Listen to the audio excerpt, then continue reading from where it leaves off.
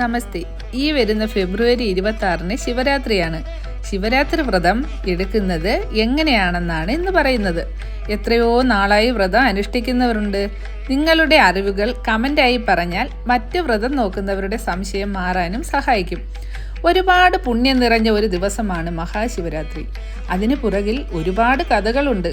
അതിലൊന്ന്, പാലാഴി മദന സമയത്ത് കാളകൂട വിഷം, അതായത് വാസുകി എന്ന സർപ്പം പുറത്തേക്ക് വിടുന്ന വിഷം ഭഗവാൻ പാനം ചെയ്തു എന്നും ഭഗവാന്റെ കഴുത്തിൽ ശ്രീ പാർവതീദേവി പിടിച്ചിട്ട് ആ വിഷത്തെ നിയന്ത്രിക്കുകയും ഭഗവാൻ മഹാവിഷ്ണു ശിവഭഗവാന്റെ വായ പൊത്തി പുറത്തേക്ക് പോകാതെ നിയന്ത്രിക്കുകയും അങ്ങനെ ശിവഭഗവാന് വിഷം പാനം കൊണ്ട് പ്രയാസങ്ങൾക്കും ഭഗവാന്റെ ആയുരാരോഗ്യത്തിനും വേണ്ടി ഭാര്യ ശ്രീപാർവതി ദേവിയും മറ്റു ദേവഗണങ്ങളും ഉറക്കമില്ലാതെ പ്രാർത്ഥിച്ചു.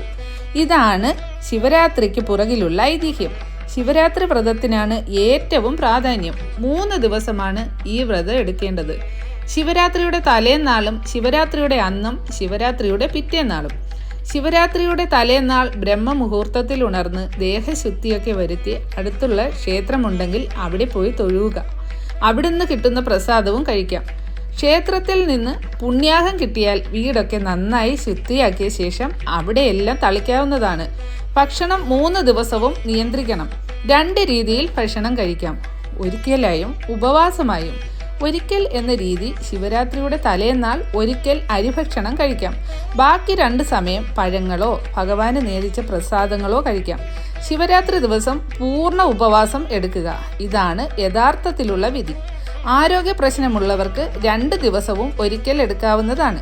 ഭക്ഷണം കഴിക്കണം എന്നുള്ളവർക്ക് പാലും പഴങ്ങളും പോലെ ഉള്ള ലഘുഭക്ഷണങ്ങൾ കഴിക്കാവുന്നതാണ്. ആരോഗ്യ പ്രശ്നമുള്ളവർ ആരോഗ്യം കൊണ്ട് സാധിക്കുന്ന രീതി മാത്രം വ്രതം എടുത്താൽ മതി.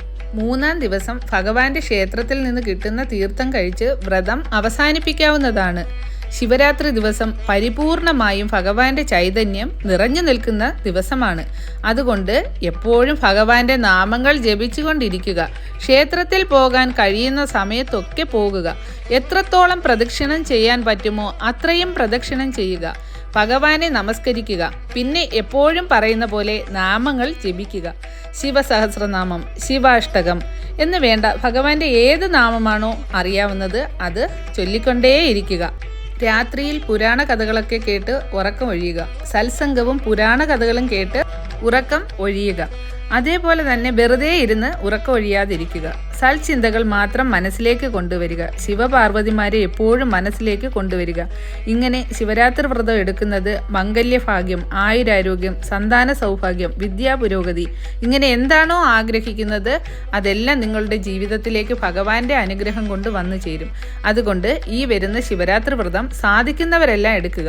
ഭഗവാന്റെ അനുഗ്രഹം എല്ലാവർക്കും ഉണ്ടാകട്ടെ. ശിവരാത്രി വ്രതത്തെക്കുറിച്ച് നിങ്ങൾക്കറിയാവുന്ന അറിവുകൾ കമന്റിൽ പറയുക. മറ്റുള്ളവർക്കും അത് ഉപകാരപ്പെടും. അതുപോലെ രാത്രിയിൽ പുരാണ കഥകളൊക്കെ കേട്ട് ഉറക്കം ഒഴിയുക. സത്സംഗവും പുരാണ കഥകളും കേട്ട് ഉറക്കം ഒഴിയുന്നതാണ് അത്യുത്തമം. വെറുതെ ഇരുന്ന് ഉറക്കം ഒഴിയാതിരിക്കാൻ ശ്രമിക്കുക.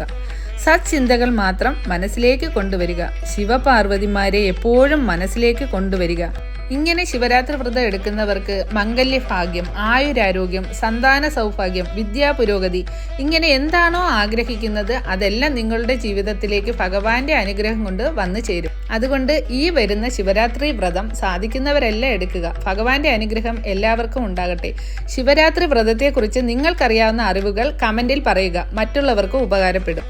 ഗംഗാധര ശങ്കര കരുണാകര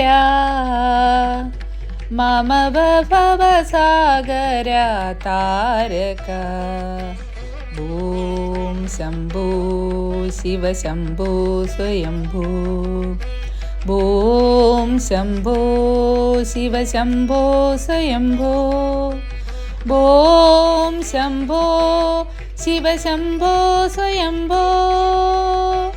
അപ്പോൾ എല്ലാവർക്കും എൻ്റെ ശിവരാത്രി ആശംസകൾ.